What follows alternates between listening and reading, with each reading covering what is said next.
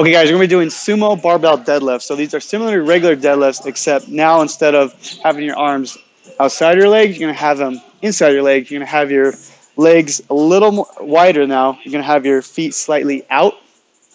And then you're going to go inside grip, kind of narrow, about right here. Okay? So let me show you from this angle. So it's going to look like this. Okay? Chest up, butt down, lats down, up. 1, 2, 3, and up. Notice how my knees are kind of going this way. They're going with my feet. 1, 2, 3, up. Okay, so let me do that real quick.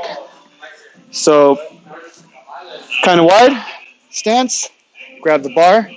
Okay, first things first, butt down, chest up, lats down. So your lats are going to pull down and up. And up. Keep the bar close to your body. Okay?